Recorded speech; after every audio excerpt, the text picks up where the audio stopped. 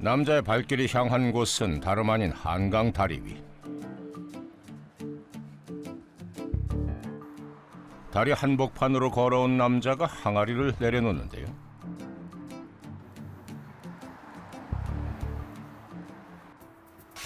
그리고 또다시 시작된 남자의 뜬모를 행동. 그런데 느닷없이 역과일을 꺼내들고 박자를 타기 시작하는 스님. 순식간에 사람들의 시선이 집중됩니다. 대체 이곳은 또 왜 찾은 걸까요? 항아리를 짊어지고 산을 오르는 남자가 있다? 안녕하세요. 항아리를 메고 그러고 가시더라고요. 아, 어떤 어르신 한 분이 네. 저쪽 위쪽에서 항아리에다가 뭘 자꾸 담고 계시던데. 저기 뭐 있는 것 같은데?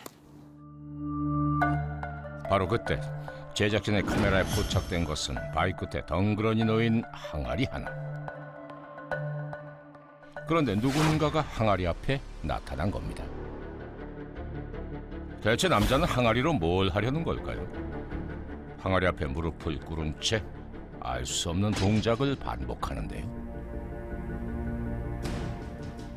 안녕하세요. 안녕하세요. 선생님 지금 뭐 하고 계신 거예요? 선생님? 제작진에게 함구령을 내린 남자는 금세 항아리를 짊어지고 산을 오르기 시작합니다. 대체 항아리 속엔 무엇이 들어있을까? 안 힘드세요? 남자는 침묵을 깨지 않고 묵묵한 산행을 이어갈 뿐입니다. 그런데 그때 남자가 멈춰 섰습니다. 그의 시선이 닿은 곳은 바로 돌탑인데요. 이제 항아리를 내려놓고 한숨 돌리려나 했더니 또다시 알 수 없는 행동을 시작하는 남자. 대체 남자는 뭘 하고 있는 걸까? 이번엔 바닥에 뭔가를 쓸어 담아 항아리에 넣는 듯한 손짓을 하는데요. 남자의 손은 그저 빈손일 뿐입니다. 잘 보세요. 뜨거운 눈물이 보일 겁니다. 눈물이요? 과연 뭐가 들어있을까 했더니 텅 비어있는 항아리 속. 아리송한 대답만큼이나 알 수 없는 남자의 행동. 대체 남자가 모은다는 뜨거운 눈물은 뭘까? 기막힌 사연을 지금 공개합니다.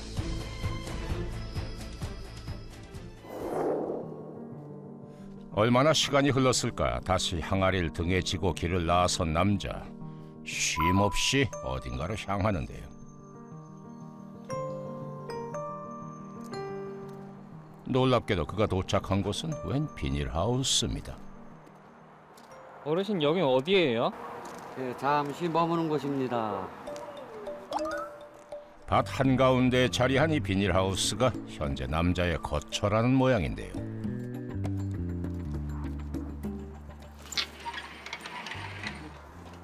다녀왔습니다. 아이고, 웬 고양이에요? 우리 식구입니다. 정겨운 귀가 인사가 계속되는가 싶더니 방문을 열고 들어가는 남자. 아니 그런데 웬일입니까? 여기는 불당 아닌가요? 남자는 부처님 앞에 합장의 예를 올리는데요. 남자는 그제야 어깨에 지고 온 항아리를 불전 앞에 내려놓습니다. 대체 항아리에 눈물을 모은다는 남자의 정체는 뭘까?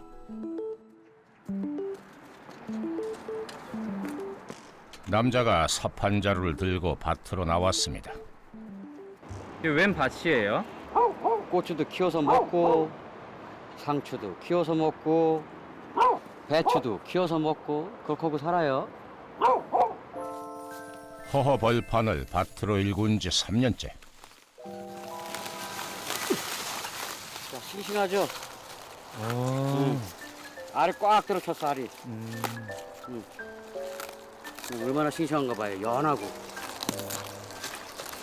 아, 엄청 깨끗하네요, 안에는. 이게 아주 잘 자랐습니다. 아주.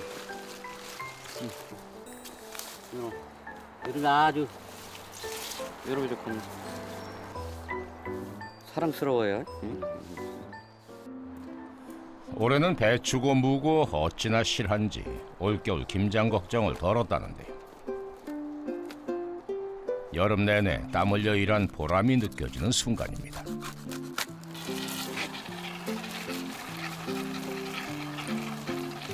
지성이면 감천이라고 정성 들여서 잘 가꾸면 얘들도 거기에 이제 보답하잖아요. 이렇게 싱싱하게 잘 자랐잖아요. 어느덧 성큼 짧아진 늦가을 해가 지고 비닐하우스에 어둠이 내립니다. 장독 앞에 선 걸 보아하니 저녁을 지을 참인가 본데요. 냄새 좋죠? 예, 보약입니다. 보약 이것이. 보약이 따로 없다는 된장을 풀고 싱싱한 배추를 툭툭 잘라 넣어주면 오늘의 요리 완성. 아 좋다. 비닐하우스에서 산 지도 어느덧 3년째. 사실 이만저만 불편한 게 아닙니다.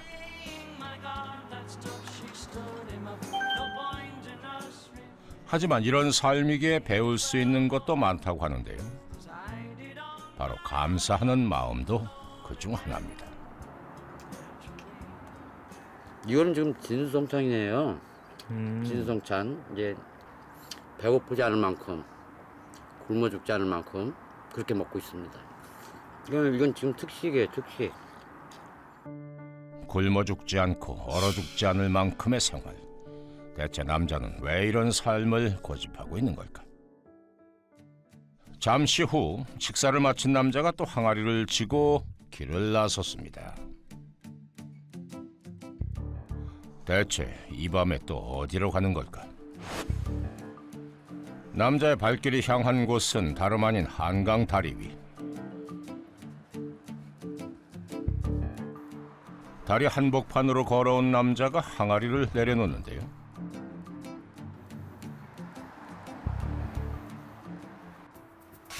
그리고 또다시 시작된 남자의 뜬모를 행동. 산에서 그랬던 것처럼 바닥을 쓸어 항아리에 넣는 동작을 반복합니다. 항아리에 뭘 자꾸 이렇게 담으시는 거예요? 억울한 한을 좀 담으러 왔습니다. 한을 담는다고요? 아까운 그 생명이 본인 화에 못 이겨서 뛰어내리신 분이 상당히 많이 있는 걸로 알고 있어요. 안타깝고 응어리진 마음이 많은 곳을 찾아다니며 한을 모아 담는다는 남자. 그가 이곳 다리 위를 찾게 된 데는 남다른 이유가 있다고 하는데요. 예전에 여기서 죽으려고 했었습니다. 여기서 사업도 실패하고 가정도 지키지 못하고 그러다 보니까 살고 싶은 생각이 안 나더라고요. 한때 작은 사업을 하며 남부럽지 않게 살았다는 남자. 하지만 IMF 사태는 그의 삶을 송두리째 흔들었답니다. 가정마저 뿔뿔이 흩어지게 되면서 남자는 결코 해서는 안 될 생각까지 하게 됐다고 하는데요. 더 이상 뭐 자식들이든 부모든 볼 용기도 안 나고 죄책감이 많았죠, 사실은. 저로 인해서 다 힘들어졌잖아요, 저로 인해서. 자책하고 원망하는 마음이 얼마나 괴로운지 알기에 그는 매일같이 한을 찾아 나선답니다.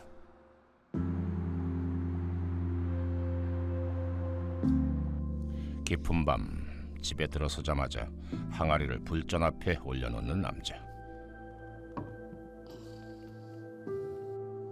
그리고 옷을 갈아입는데요. 혹시 목스님 예, 아주 감사하면서 살고 있습니다. 불문에 귀해 수행자의 삶을 살고 있다는 남자. 이곳이 그에겐 도량입니다. 절실할 때 부처님도 찾고 하나님도 찾고 생전 안 찾던 조상 할머니 할아버지 도움을 청하더라 이 말이죠. 부처님 앞에 놓고 기도할 때 너무 행복해요. 응어리진 한을 항아리에 모아 평안을 축원하는 스님. 그에게 기도와 수행은 곧 하나랍니다. 이튿날 새벽, 스님의 이른 하루가 분주히 시작됩니다. 따뜻한 차라도 마시려는 걸까? 전기포트에 물을 끓이는가 싶더니 이번엔 세숫대야에 물을 받아왔는데요. 아니 여기다 이제 또 이제 물이 차가우니까 좀 데워가지고 세수 좀 하려고. 온수 시설이 없다 보니 세수 한번 하는 것도 이만저만 불편한 게 아닙니다. 하지만 불편하기에 정진할 수 있는 것이 수행자의 삶이겠지요.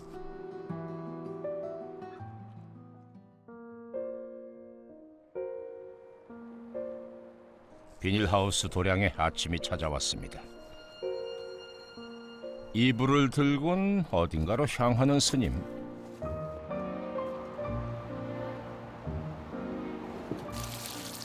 빨래를 할 참인가 보군요. 이불 빨래 하시게요? 예, 이제 겨울이니까 얼기 전에 미리 해놓으려고 지금 이렇게 이제 빨래를 해놓으려고 지금 준비하고 있습니다. 본격적인 추위가 들이닥치기 전에 서둘러야 하는 게 비닐하우스의 월동 준비. 아니 옆에 세탁기가 있는 것 같은데요. 이거 세탁기 안 되는 거예요? 세탁기 돼요?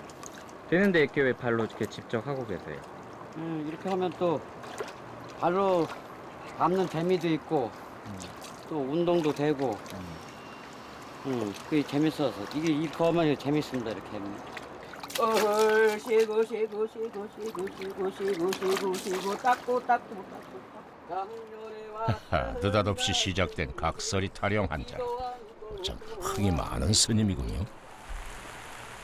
그런데 갑자기 쏟아지기 시작한 빗줄기. 비 지금 많이 오는 것 같은데요? 비 오는데 어떡해요? 예? 비도 맞아야지 뭐 어째 이거 하늘에 하는 일 인간이 할 수 있어야지 말이지 이거. 이 파졌네 이거. 어셔. 가는 날이 장날이라고 이불 빨래 하는 날 웬 장대비랍니까? 일단 젖은 이불을 비닐하우스에 대피시키는데요. 아니 그런데 큰일이라도 생긴 걸까? 난데없이 맨발 질주를 시작한 스님. 대체 무슨 일인가 했더니 아이고 아이고 비닐하우스 천장에서 빗물이 새고 있습니다. 바닥이 아주 한강이네요.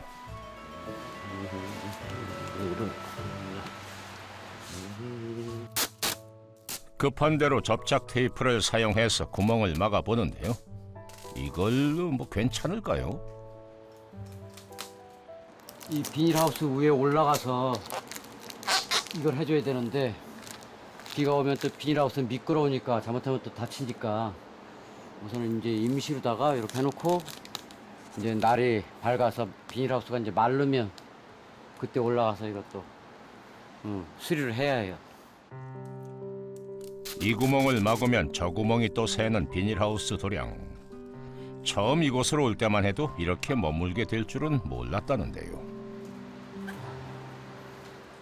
선생님 근데 어떻게 하다가 여기 비닐하우스에서 지내게 되신 거예요? 이제 지리산에서 이제 내려오고 나서 잠시 좀 머물 곳이 좀 필요했었는데 또 이 동네는 또 예전부터 저하고 인연이 있는 곳이라 또 이제 마침 아는 지인이 또 여기서 머물러도 된다고 이렇게 허락해 주셔서 그래서 이렇게 불상을 모시게 됐죠.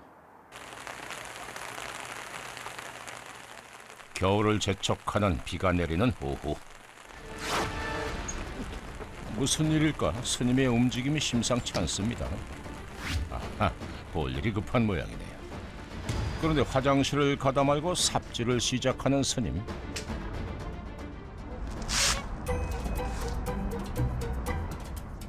아이고, 설마니 여기서 볼일을 보는 건가요? 여기가 뒷간이에요? 예, 여기가 뒷간입니다, 여기. 아, 이렇게 해서 이걸 나중에 이제 거름을 써요, 우리가. 거름이요? 예, 예. 근데 우리 피디님도 네. 전생에 다 거친 과정이에요. 뭘 걸쳐요? 이제 윤회 사상으로 인해서 똥으로도 태어날 수도 있고 똥이요? 수만 언급을 거쳐서 이렇게 지금 이 세상에 나와서 이렇게 일을 하고 계신 거예요. 냄새가 많이 나요. 냄새 처음에는 이제 냄새 난다고 이렇게 말씀하시겠지만 조금 이제 마음 수양을 하다 보면 똥도 아마 내 부모님 같이 느껴질 거예요. 모든 게 다 붙여요. 모든 게 다. 아이고 이제 화가 좀 풀리셨네. 어느새 맑게 갠 하늘. 보살님 다녀올게요. 다녀오겠습니다. 외출에 나서는 스님이 뭔가를 챙겨드는데 이건 엿가위 아닌가요? 오늘도 한을 모으러 가나 했더니 스님이 당도한 곳은 은행나무로 유명한 한 공원입니다. 그런데 느닷없이 엿가위를 꺼내들고 박자를 타기 시작하는 스님. 순식간에 사람들의 시선이 집중됩니다. 대체 이곳은 또 왜 찾은 걸까요? 아 박수 쳐야지 이렇게 째려만 봐. 아이, 그러니까 장단 좀 같이 맞추는 거야. 에이? 자, 둘, 셋, 넷. 도도도동. 관객들의 호응을 유도하는가 싶더니 구성진 노랫가락이 흘러나옵니다.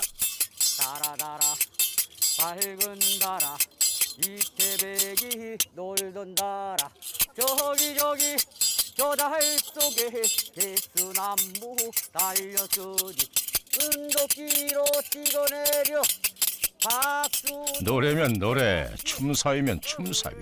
한눈에 봐도 예사로운 실력이 아닙니다, 그려.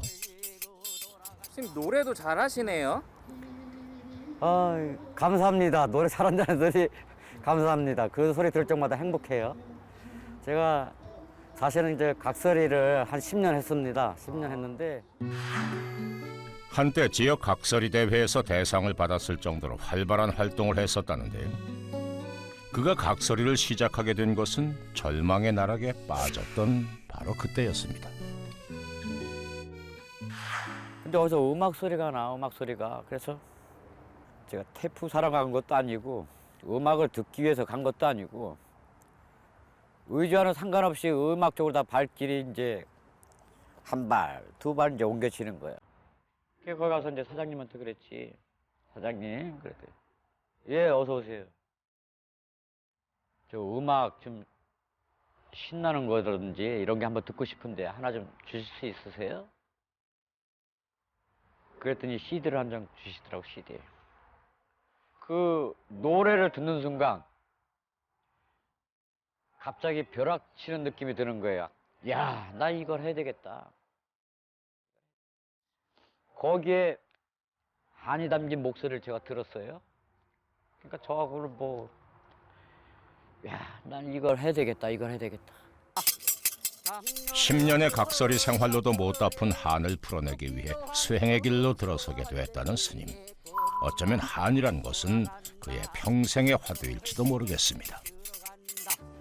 저도 물론 마찬가지지만 아픔을 가진 사람들이 상당히 많이 있어요. 그래서 그러한 분들이 저의 각설이를 보고 조금이라도 행복해하고 가슴을 달래고 한을 조금이라도 푸는데 도움이 된다라면 그것 또한 부처님의 공덕이자 자비, 불법 아니겠습니까? 그래서 계속 하고 있습니다.